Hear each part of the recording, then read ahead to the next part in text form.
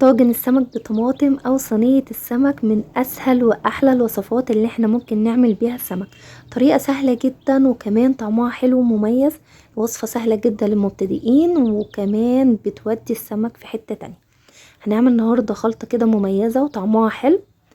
اول حاجة هنجيب السمك، اي نوع سمك هينفع للوصفة. انا عندي مكاريل وهنضفه وبعد كده هنعمل الوصفة. هجيب بصلتين كبار مبشورين، انا دبلتهم في شوية من الزيت، حطيتهم على النار كده لغاية ما دبلوا معايا. وبعد كده هجيب طماطم، انا دي طماطم متسبكة كنت شايلاها في الفريزر. وعندي راس توم صغيرة قشرتها وفرمتها. شوية من البقدونس وفلفل حامي اخضر اختياري، اللي مش حابب فلفل حامي ممكن نستغنى عنه. بعد كده هنضيف بقى الطماطم هي متسبكة معايا، وهضيف البصل شايفين مش متحمر دبلان بس كده في الزيت وشوحته شوية. والبقدونس والثوم والفلفل الاخضر، طبعا كمون وملح وفلفل اسود. طبعا الملح والكمون والفلفل الاسود على اختيارك وذوقك على حسب ما انت عايزه تحطي قد ايه. هنقلب طبعا البخار اللي طالع كده بس عشان كانت الطماطم انا لسه مطلعاها من الفريزر. فشايفين الخلطه مش سايله، متماسكه. وحطيت ربع كوبايه من الزيت، مهم جدا ان انت تحطي في الوصفه ربع كوبايه من الزيت. قلبناهم كده كويس جدا مع بعض. بعد كده السمك انا نضفته كويس وفتحته بنفس الطريقه، ممكن كمان تفتحيه سنجاري. الاتنين هينفعوا معاكي.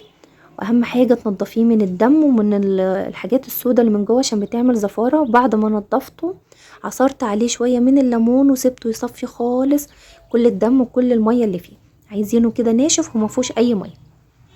حطيت بقى من الخلطه يعني كمية كويسة جدا في الصينية بتاعتي من تحت. وحطيت السمك زي ما انتوا شايفين، فردته كده في الصينية. وهبدأ بقى اللي انا احط من الخلطة فوق السمك، هغطيه خالص بالخلطة بتاعتي. طريقة سهلة جدا بجد وكمان طعمها حلو قوي ومميز. هولع بقى النار من تحت لغاية ما يبتدي اللي هو يستوي كويس من تحت. وبعد كده هفتح الشواية من فوق يتحمر. طبعا هزينه بقى بشوية من بقدونس ليمون زي ما انتوا عايزين. بجد من احلى واطعم الوصفات للسمك. صينية السمك دي بقى طعمها تحفة. اهم حاجة لو الفيديو عجبك ما تنسيش تعملي لي لايك واشتراك عشان يوصلك كل وصفة جديدة انا هعملها.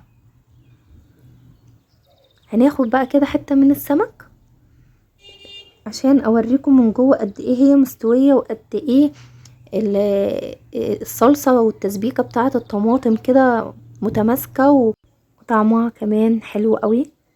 هي مش هتاخد في الفرن معاكي وقت كتير، انتي تلاقيها استوت من تحت. هنولع شوية من فوق.